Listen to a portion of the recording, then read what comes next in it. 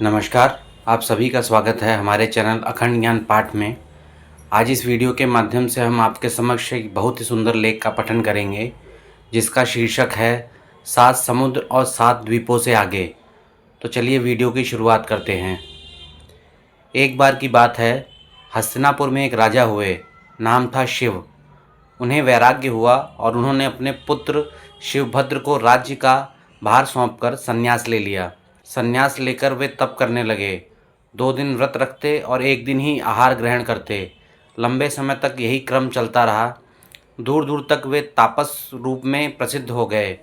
आदर से सभी उन्हें शिवराज ऋषि कहने लगे। निरंतर तप करने के कारण उनकी आत्मा का कर्म भार हल्का होने लगा। कर्म संस्कारों की क्षय होने लगी। परिणाम यह हुआ कि उन्हें विभंग ज्ञान प्राप्त हो गया।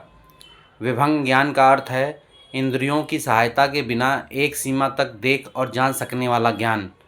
अपने उस ज्ञान से शिवराज ऋषि ने देखा कि इस लोक में 7 द्वीप और 7 समुद्र हैं।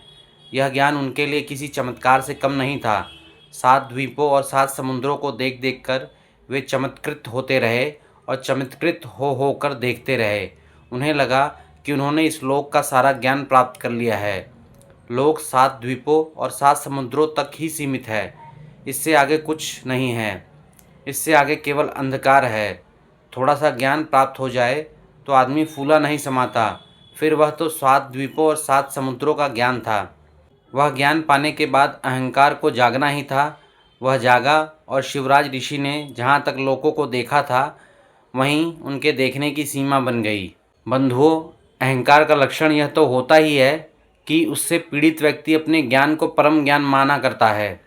उसका लक्षण यह भी होता है कि वह अपने ज्ञान का अधिक से अधिक प्रसार करना चाहता है, अपनी बात अधिक से अधिक लोगों को मनवाना चाहता है।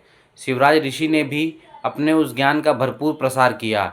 जो उनके पास आता उसी को वे बताते कि घोर तपस्या के बल पर उन्हें ब्रह्म ज्ञान प्राप्त हो गया है। उस ज्ञान के द्वारा वे सारे लोक देख सकते हैं। ये लोक 7 द्वीपों और 7 समुद्रों तक फैले हुए हैं। इससे आगे कहीं कुछ नहीं है। सारी नगरी में यह बात फैल गई। शिवराज ऋषि के ज्ञान की चर्चा होने लगी। उनकी ख्याति बढ़ने लगी। फिर हुआ यह कि उनके सौभाग्य से शासनपति श्रमण भगवान महावीर का पदार्पण वहाँ हो गया। गौतम स्वामी महावीर के शिष्य नगरी में भिक्षार्थ पधारे। वहाँ उन्होंने शिवराज ऋषि के ज्ञान की चर्चा सुनी। लौटे तो भगवान के चरणों में सारा वृतांत बताया। भगवान ने कहा कि शिवराज ऋषि अपनी जगह सत्य कह रहे हैं। उन्होंने जितना देखा है वे उतना ही बता रहे हैं। सत्य यह है कि लोक केवल 7 द्वीपों और 7 समुद्रों तक सीमित नहीं हैं। लोक में असंख्य द्वीप और असंख्य समुद्र विद्यमान हैं। गौतम स्वामी की जिज्ञासा का समाधान हुआ। भगवान ने जब प्रवचन किए तो लोक का यह वास्तविक और पूर्ण ज्ञान उपस्थित जन समुदाय को कृपापूर्वक प्रदान किया। जन समुदाय के द्वारा यह चर्चा शिवराज ऋषि तक भी पहुंची। उनका अहंकार इतना प्रबल और सुदृढ़ नहीं था कि वे अपनी धारणा से विपरीत बात को सुनने के लिए तैयार ही न हों। उन्होंने भगवान की बात को सुना, उस पर विचार किया। वे भगवान की शरण में आए और कहने लगे, मैंने जो कुछ स्वयं देखा वह मिथ्या कैसे हो सकता है। भगवान महावीर ने कहा, तुमने सही देखा है। लोक में 7 द्वीप और 7 समुद्र हैं, परंतु लोक इन्हीं तक सीमित नहीं हैं। तुम्हारा ज्ञान विभंग ज्ञान था, एक सीमा तक ही देख पाने वाला ज्ञान था। वस्तुतः लोक असंख्य द्वीपों और असंख्य समुद्रों से परिपूर्ण है। देखना चाहते हो तो देखो, मैंने तुम्हारी देखने और जानने की सीमा बढ़ा दी है। तुम स्वयं देखो और बताओ कि सत्य क्या है। शिवराज ऋषि ने देखा तो असंख्य द्वीप और समुद्र प्रत्यक्ष दिखलाई देने लगे। प्रत्यक्ष को प्रमाण की कोई आवश्यकता नहीं हुआ करती। उन्होंने भगवान के चरणों में सिर झुका दिया, शिष्यत्व स्वीकार कर लिया।